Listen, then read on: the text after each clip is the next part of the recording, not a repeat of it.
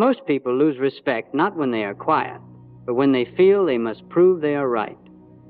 I have watched this pattern repeat itself in homes, offices, and friendships all my life. A simple difference of opinion appears, and instead of a calm conversation, a battle begins. Voices rise, faces tighten, and both sides are less interested in truth and more interested in winning. When the dust settles, no one has really won, but a little respect has died on both sides. Many men and women secretly believe that respect comes from always having the right answer, from never backing down, from proving themselves sharper than everyone else in the room. They think, if I show any doubt, they'll think I'm weak. If I admit I might be wrong, they won't take me seriously. And so they argue harder, speak louder, repeat their points, and cut in when others talk. They win a few arguments perhaps, but lose something far more valuable, the willingness of others to trust and open up to them. Think of a familiar scene, a disagreement with your partner. Perhaps it begins with something small, a plan for the weekend, money, how to handle a problem with the children. One person says, "That won't work." The other replies, "Of course it will. You're not thinking this through." Soon, it is no longer about the plan. It is about pride.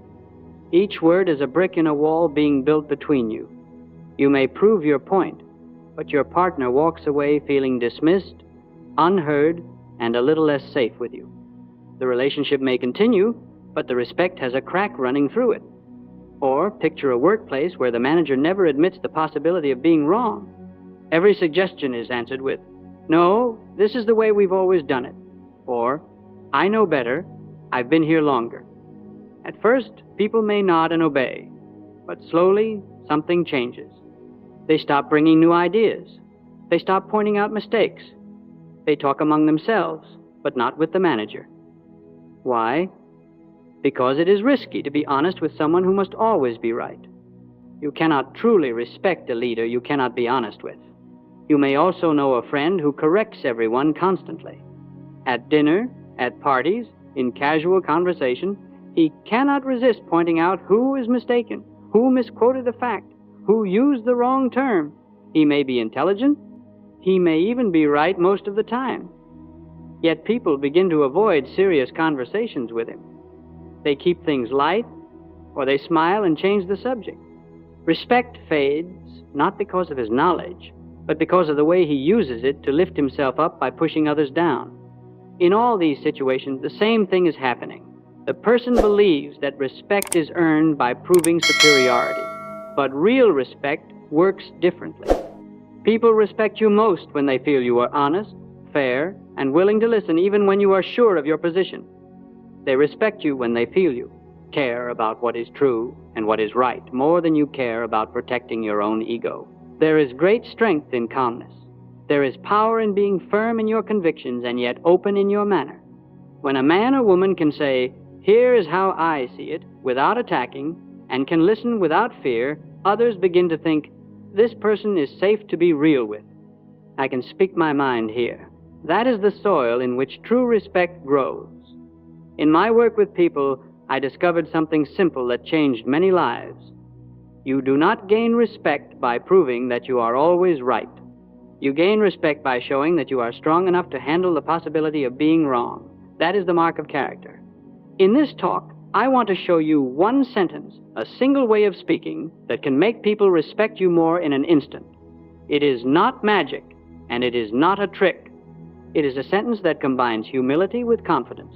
It lowers defenses and raises you not as a fighter, but as a fair and honest person.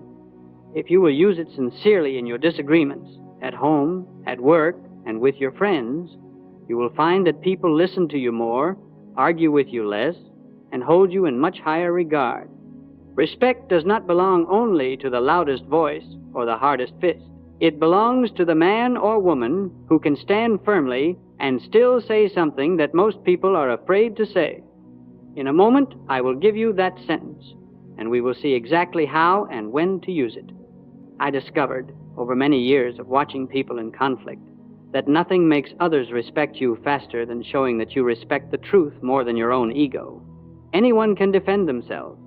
Anyone can dig in, refuse to budge, and cling to their opinion.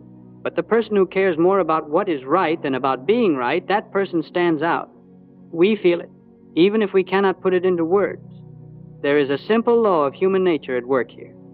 It is very hard to truly respect someone who never admits the possibility of being wrong. You may obey them, fear them, or try to avoid them, but you do not trust them deeply. Why? Because you know, somewhere inside, that their first loyalty is to their pride. On the other hand, we feel a deep respect for the man or woman who can hold a strong conviction and still leave a little space for correction. I believe this, but I am willing to examine it. That attitude tells us this person is honest, this person is safe.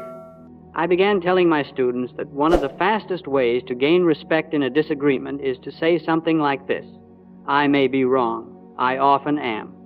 Let's look at the facts together. It is a short sentence, but it carries a great deal of power. Look at what happens inside that phrase. When you say, I may be wrong, you lower the emotional weapons. You are no longer attacking. You are inviting. You are telling the other person, you do not need to defend yourself against me. I am not here to crush you. I am here to think with you. Their shoulders drop a little. Their mind opens a little. Then you add, I often am. That small admission makes you human. It removes the air of superiority. It says, in effect, I make mistakes just like everyone else. People do not like to argue with a pedestal. They like to talk with a person. When you step down from the pedestal, even just a little, they are more willing to step forward and meet you. Finally, you say, let's look at the facts together. Now you have changed the entire shape of the conversation. It is no longer you versus me. It is the two of you standing side by side, looking at the problem. You have turned a fight into a partnership. You have said, I value you enough to search for the truth with you, not against you. Let us see how this works in everyday life. Suppose you are in a meeting at the office. A colleague suggests a plan you strongly disagree with. Most people would be tempted to say, that won't work, or you're missing something important. Instantly, the colleague feels attacked. His ego steps in front of the idea. Now he's defending himself, not the plan. Voices tighten, the room grows tense. Instead, imagine saying, I may be wrong, I often am, but I'm concerned about this part of the plan. Could we look at these numbers together once more? You have the same concern, but you have wrapped it in humility and cooperation. Your colleague is far more likely to say, all right, let's check, than to dig in and fight. The other people in the room see you as someone who is fair and reasonable, not combative. Their respect grows. Or picture a family discussion about how to handle a child's behavior. One parent says, we should be stricter. The other replies, no, you're overreacting. From there, the disagreement can quickly turn into, you always and you never, and soon it has little to do with the child and everything to do with wounded pride. Now imagine the same moment handled differently. One parent takes a breath and says, I may be wrong, I often am. You see things I don't. Let's talk through what's best for our child and look at the facts together. The tone changes immediately.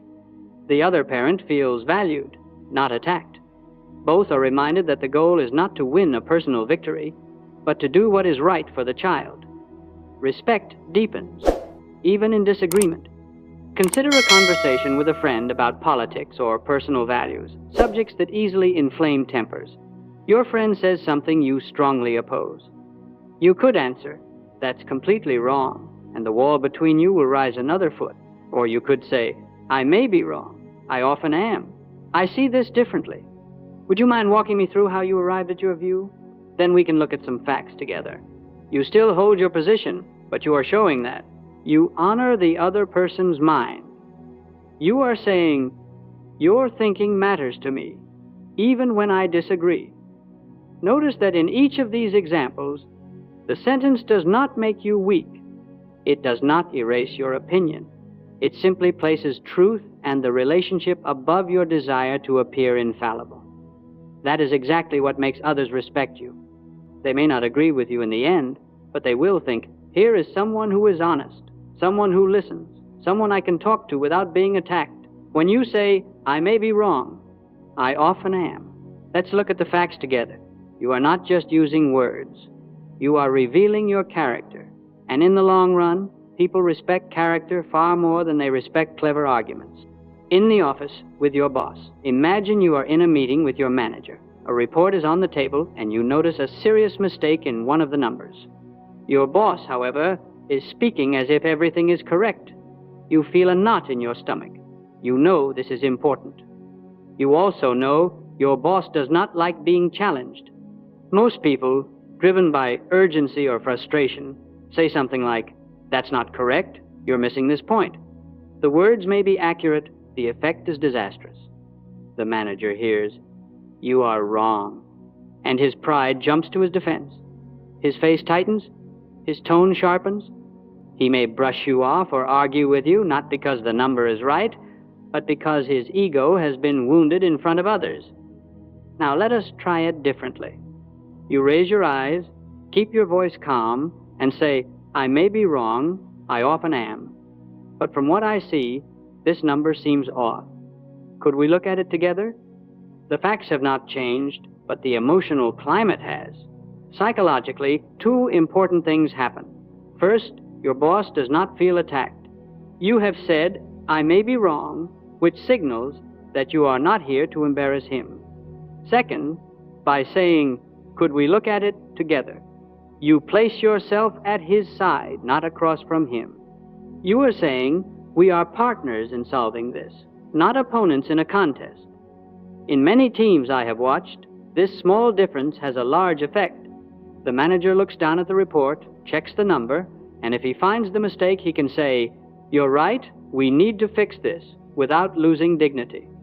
You have helped him protect his pride while protecting the truth. His respect for you increases, not because you were clever, but because you were considerate. At home, with someone you love, now let us step into a living room instead of a conference room. A couple is discussing how to handle a problem with their child. One says, "We should be stricter about bedtime." The other replies, "You're wrong. You're always too hard on them." The phrase "you're wrong" lands like a stone.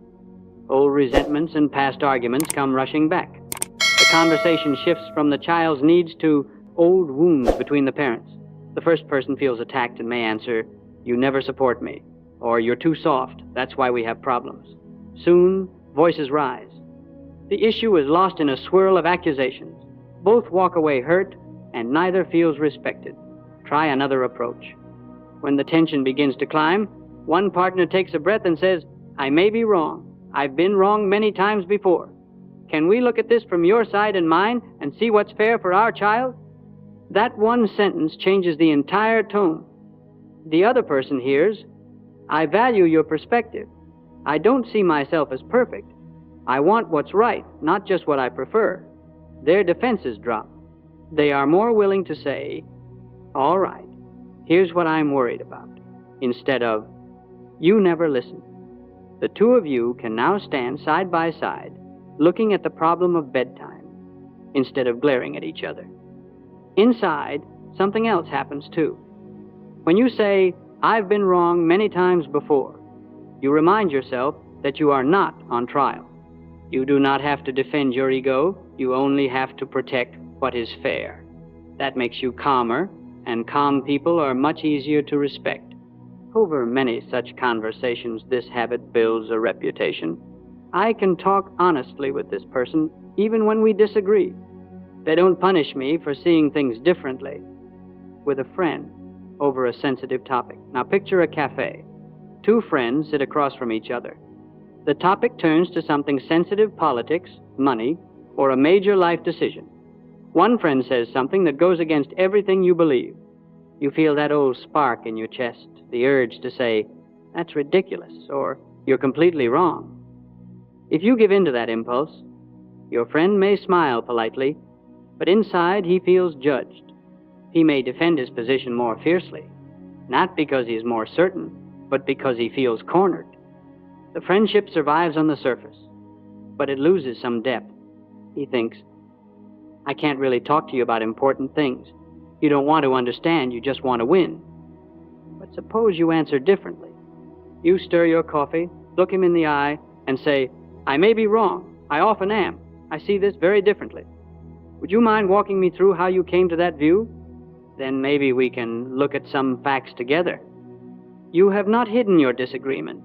You have not pretended to agree, but you have put respect ahead of argument. Your friend now feels something rare. I can speak openly without being attacked. He may relax his shoulders, lean forward, and explain his thinking. You listen. Perhaps you still disagree in the end, but something valuable has happened. Both of you have seen each other as human beings, not as enemies. That experience tends to deepen, not weaken, respect. From a psychological point of view, the magic lies in where you place the point, battle. When you say, "You're wrong," the battle is between you and the other person. When you say, "I may be wrong, I often am." Let's look at the facts together. The battle, if there is one, is between both of you and the problem. You move from me versus you to us versus the issue. I have watched clerks speak this way to their supervisors and slowly become trusted advisors. I have watched husbands and wives adopt this habit and see old patterns of shouting give way to calmer, kinder discussions. I have watched friendships survive disagreements that would have destroyed other bonds simply because one person was willing to say, "I may be wrong. I often am." You do not need a stage or a title to earn respect. You need instead a way of speaking that shows courage and humility at the same time. These scenes are not special. They are the everyday theater of life, and in each of them, this one sentence can quietly change the script. Now, before you begin using this sentence, we must clear up a very common misunderstanding. Many people confuse humility with weakness. They imagine that saying, "I may be wrong," makes them look uncertain, soft, or easy to push around. They think, "If I admit that, people will walk all over me." In my experience, the opposite is true. Weakness is pretending you are always right when you are not. Strength is caring more about what is true than about protecting your pride. When you say, "I may be wrong," you are not saying, "I have no opinion." You are saying, "I have an opinion, but I respect the truth, and I respect you enough to examine it." That is not surrender. That is character. You can be very clear about your position and still speak with humility. For example, you might say, "I may be wrong. I often am. But from what I see, this decision could hurt our team in the long run." Notice that you are not backing away from your concern. You are simply presenting it in a way that invites thought instead of triggering defensiveness. It may help you to have a few variations of this sentence ready for different situations. In a professional context, you might say, "I may be wrong. I often am." Let's walk through the data once more. In those few words, you admit your humanity, but you also show that you are serious about the facts. Colleagues and managers will hear, "This person is careful, not stubborn." In a personal context, with family or close friends, you might soften the tone a little. "I might be mistaken. Help me see what I'm missing." Here you are not just examining information, you are honoring the other person's perspective. You are saying, "Your eyes can see what mine cannot." That builds intimacy and respect at the same time. In a social or friendly conversation, when the stakes are not so high but emotions can still flare, you might say, "I could be wrong, and I've been wrong before. How do you see it?" This version keeps things light but honest. It shows that you are willing to laugh at your own fallibility while taking the other person's view seriously. No matter which words you choose, the spirit should be the same. Humility without self-erasure, firmness without aggression. To help you use this habit in real life, let me offer a small checklist you can run through in just a few seconds, especially when you feel that old urge to win an argument. First, breathe. A single, conscious breath is often enough to keep your mouth from outrunning your mind. When you are angry or defensive, your body tightens and your thinking narrows. One deep breath widens the space in which you can choose your words. Second, remind yourself quietly, "I respect the truth more than my pride." Say it silently if you must. This simple sentence pulls you out of the trap of needing to appear flawless. You are not in a courtroom defending your honor. You are in a conversation searching for what is fair and accurate. Third, use the phrase, one of its variations that fits the moment. "I may be wrong, I often am." Let's look at the facts together. Or, I might be mistaken. Help me see what I'm missing. Let it come out calmly, not dramatically. We are not performing, we are inviting. Fourth, and this is vital, listen. If you say, I may be wrong, and then immediately talk over the other person, your words are empty.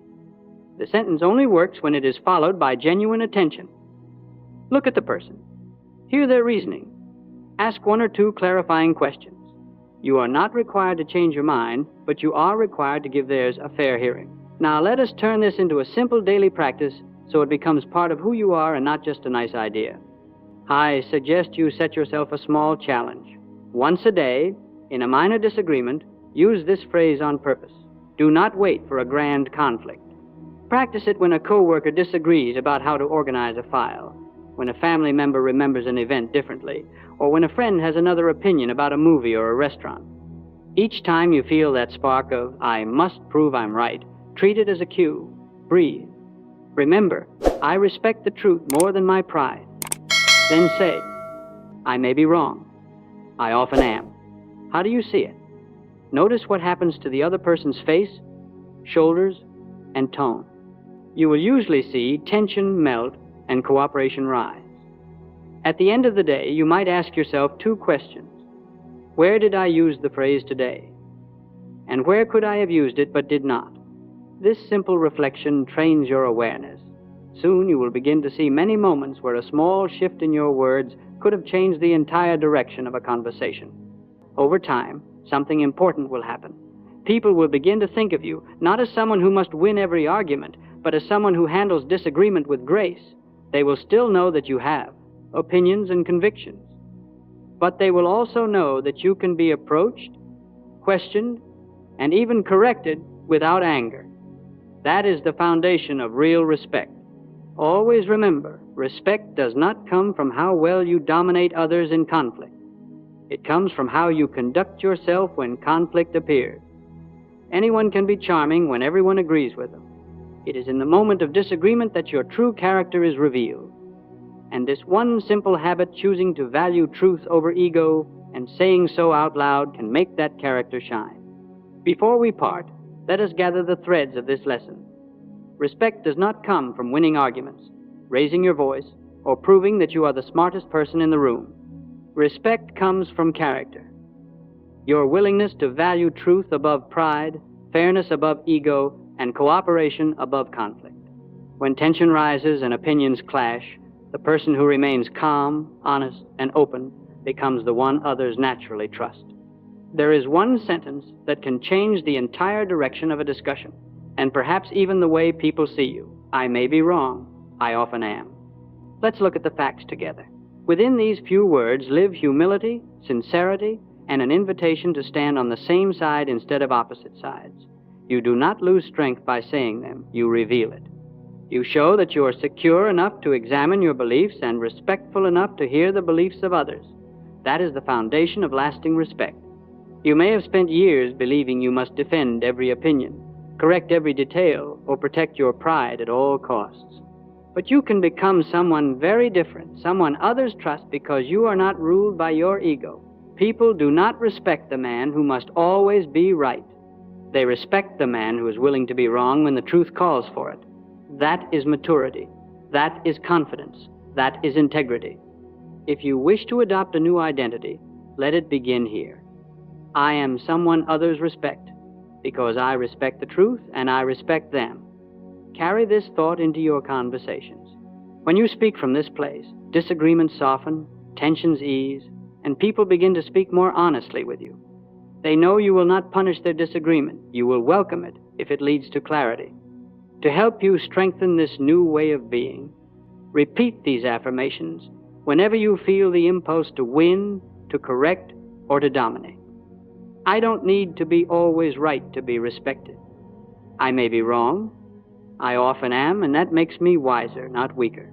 People respect me because I listen and seek the truth with them. These are not tricks or rehearsed lines. They are reminders, guiding principles that help you move from ego to character, from defensiveness to wisdom. Before you close this video, I invite you to do one simple, powerful thing. In your next disagreement, no matter how small, use the sentence. Say it sincerely, calmly, and then listen. Watch how the other person's shoulders drop. Notice their tones soften.